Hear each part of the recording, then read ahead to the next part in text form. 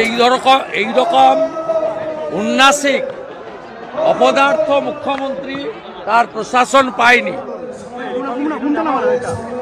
আপনি দেখেছেন সবগুলো অতিথি বাংলার বাইরের লোক প্রায় তাদের এত বড় মৃত্যু ঘটেছে, সংখ্যা 25 অব্দি যাবে। কোনো হেল্পলাইন নম্বর নেই, কোনো ডিটেলস নেই।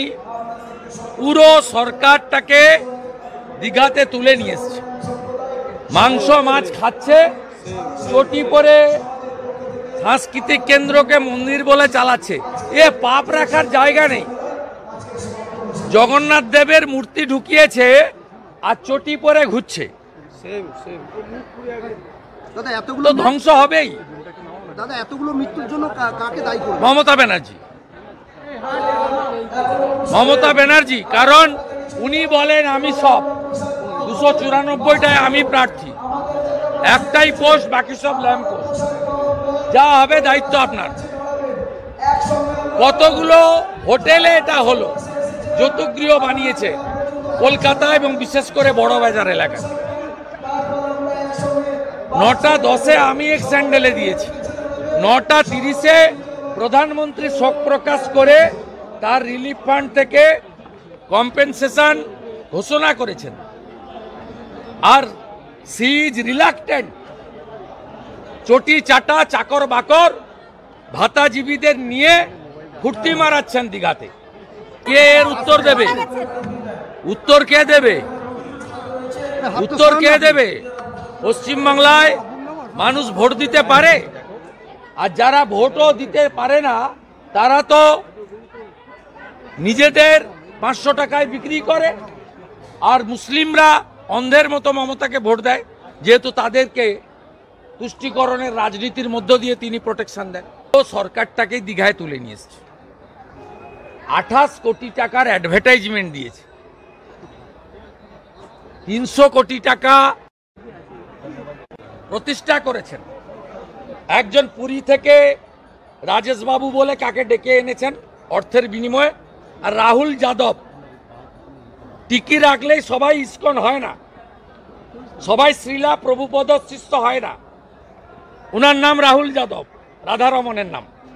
ওটাকে নিয়ে গেছে, প্রথমে উপর থেকে পড়ল আবিদ নস্কর।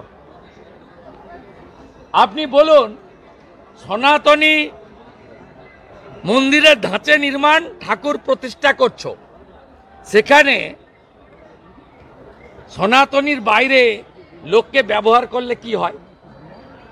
প্রথমটা পড়ল বারুইপুরের পিজিতে ভর্তি।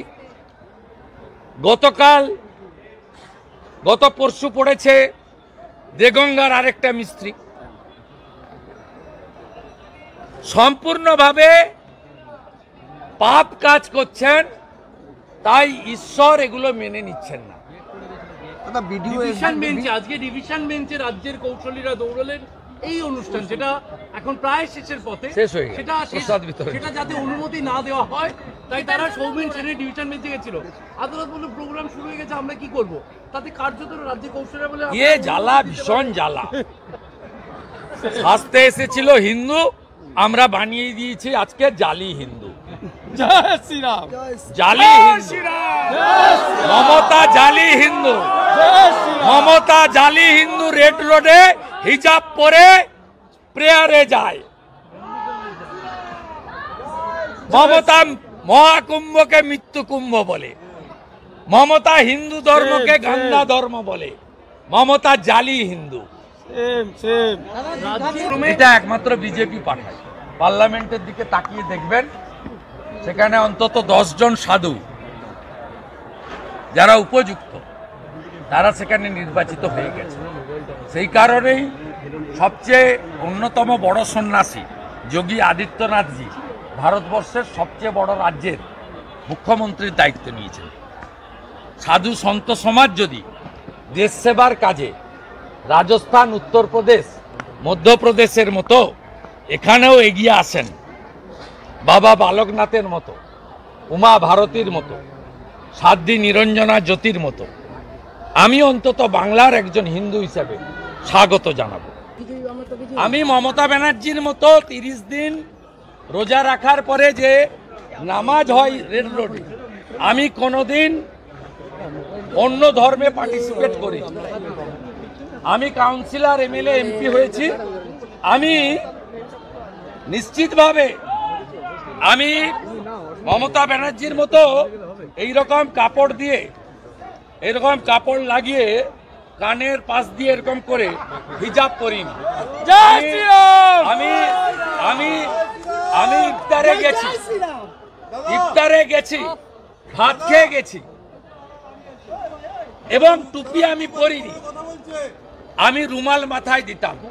আপনাকে বলি, আমি কখনো অন্য ধর্মের তাদের যে ধর্মীয় রিচুয়াল তাতে অংশগ্রহণ করি। একটা জিনিস তৃণমূল চোরামূলের খুব ভালো লাগে, সকাল থেকে রাত্রি শুভেন্দু শুভেন্দু নাম ভজে, আমরা হরে কৃষ্ণ নাম ভজি আর ওরা শুভেন্দু নাম ভজে। আমি ওদেরকে বলছি, আমি ওদের কাউন্ট করি না। বিধানসভায় হারিয়েছি, এখানে লোকসভাতেও হারিয়েছি, আবার 26-এও হারাবো।